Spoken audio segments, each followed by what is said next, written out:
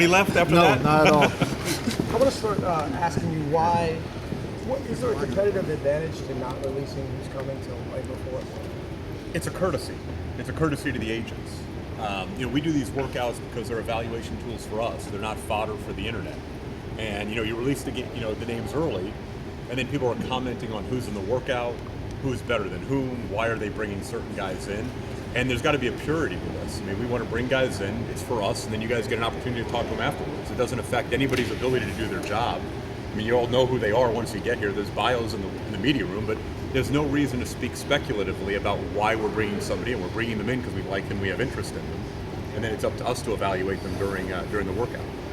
Terrence Jones, we've seen him for a while. What do you think of Terrence Jones? Guys, I think Jim told you, I'm not going to get into specifics on the players from the workout. I mean, this is an evaluation tool for us, and any intel that gets out positively or negatively affects our ability to possibly have somebody available when we pick. So all I can tell you is all the kids worked really hard. The workouts are geared to see who's willing to compete, and all the guys today in both sessions really competed really hard. What are you seeing differently that you didn't see in the Chicago Combine from a couple of the guys? Well, they're going live. The Chicago Combine, we tried to mix some live drill work into it, but these workouts are more, they're not as skill-based as they are live action, competitive-based. You give them a play set, you get an action out of it, and then you go see who can make plays in a 3-on-3 setting.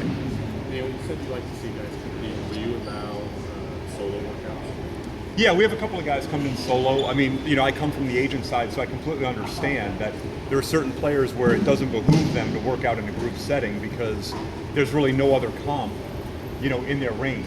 And when that's the case, I think you redesign the workout to see some things that maybe you haven't seen on film, spend some time with them, go to dinner, do the psychological and interview them, and you use that as the rest of your criteria. But I completely understand if a person can come into a workout and only hurt, not help himself, why would an agent put him in that situation? I saw you talking to the guys about the workout. Is this kind of where you feel comfortable back here in the gym doing this kind of stuff? Well, no, I mean, look, I think it's important that, Chad and Mike and all of us, Rosie, we all discussed beforehand what it was we wanted to see. And that's how we'll work, Before the morning workout, we discussed what we wanted to see from these guys. We knew we could put them in certain play sets. And then in the afternoon, the same thing. But, Caleb ran the second workout, and he wasn't privy to those conversations because he was over in Treviso, and I think he came straight from the airport. So we just wanted to make sure that what we had discussed as a group, what we wanted to see from an evaluation standpoint, we were going to have the ability to see. Who ran the first one? Danny Dickow. Dan and Hersey Hawkins ran the first one, and then Caleb, Dan, and Hawk ran the second one. So just speaking in general, did you like what you saw from the second group? I mean, competitive? Yeah, I mean, I'll say this. It was productive. We got some answers to some questions that we had, which, we were talking about this before. At the end of the day, you want an answer. It doesn't matter if the answer is yes or the answer is no. What you don't want to do is come away with this part of the process with more question marks.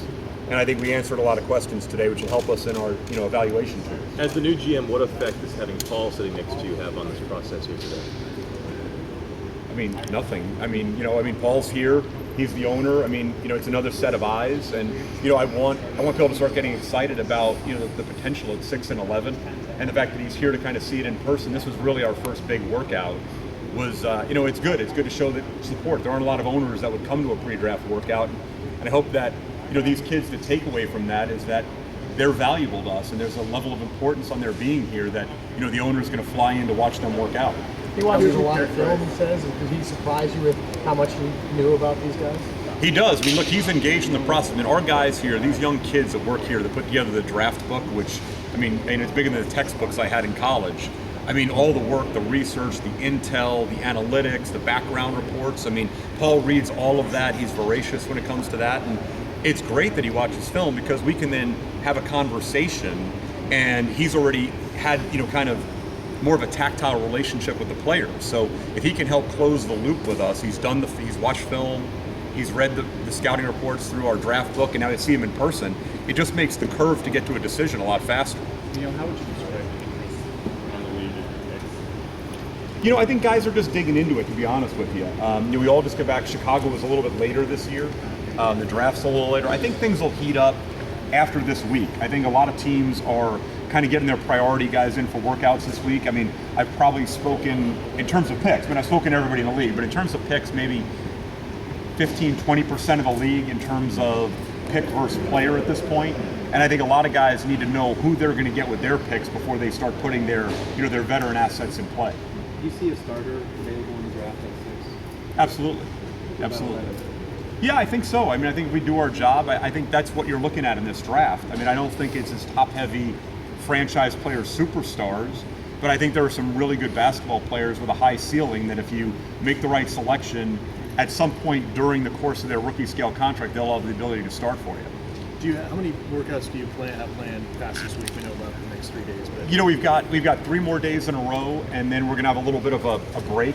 We're going to go to Houston next week and see Joel Freeland. He's in working out with the Great Britain national team, and we're going to go down there and see Joel work out. And then we have another one on the 20th. And what happens at this point of the year, you leave dates open. Guys that maybe wouldn't have come in before, depending on how their workouts are going, suddenly their agents, your phone starts ringing.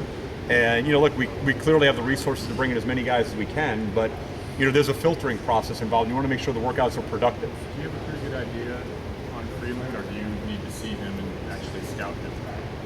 Look, I've watched Joel, but I wasn't in Europe this year. He wasn't a guy that I focused on, but I knew him through the draft process. I had worked him out before the draft. I've tracked his progress, and the guys here just get back from Treviso. They're comfortable with him, but if we're going to talk about doing something with him, I'm going to want to spend some time with him. And it's a couple hours down the road. We'll get to see him work out with his team. They play a scrimmage against Lithuania, I think, on Saturday night, and hopefully we'll get a dinner or a couple of lunches with him and get to know him. Do you have a sense of what you're going to do with him? I'll know more after I meet with Joel. I want to explain our situation, where our roster composition is heading, what his role on the team would be. What you don't want to do is bring somebody in under false pretenses just because it's a talent grab. I want he and his agent to be, totally informed on where we're heading, what direction, and they may want to wait until after they see, where we go in the draft to see if there's going to be a positional conflict. You don't even know what direction you're going right now, right? No, no, you don't. Look, we still have some things we need to do to close the loop in our evaluation process. I think we probably have it narrowed down to 3 or 4 guys at each pick at this point if we use those selections. But, I really think that next week things are really going to get cranked up deal-wise. And the good news is most of our workouts will be completed by then. So we'll have almost every tool we need at that point to go make our decision. You talked to Victor there, similar to Joel. What are your thoughts on him? Yeah, a lot of interest in Victor. I think he's a good fit. I think the roster's in a position now where he would be a good addition. We can't start negotiating with his agent until after July 1st. But clearly, if there was ever a time when there was enough opening for him to come in and make the team, with a lot of other young players he can grow with, this is probably the time. You talked about the composition. How much patience does it take in talking to the other teams, when to pull the trigger if you want to or not? Well, look, you always want to feel like you're going to get the best of the deal, but I don't think it's in a vacuum. I don't think you're trying to get the best of the deal just for the deal, but the best part of the deal for where you're taking your franchise. So, like I said, we want to build something sustainable here. So if we're going to bring players in, they're not one-offs. They're guys that we're going to be able to grow with and build with the core of LaMarcus and Nick and Wesley and the draft picks and, someone that can be here for the next 5 to 7 years and contribute long term. You talked about a timeline of draft, head coach, and then free agency. Is that enough time in the middle to take care of a head coach properly? Well, I think I talked about those. That might not be linear. It's definitely draft, and then we'll see. Once our roster starts to form, once we know what we've done draft-wise, we head into free agency. Look, my feeling is this. In college, you go get a coach and build your entire program around the coach. Here you build your entire program around the players and your culture. And then you find a coach that best suits where your roster is at. So you can't look at who the best coach is in a vacuum. You're going to have to look at it relative to where you are in your growth, where you are in your process, and what kind of roster composition you have and who best suits developing that roster. So I think that's really what you have to be more open-minded to is when the roster's more established and you know where you are, you pick a coach based on who best can, develop the roster. That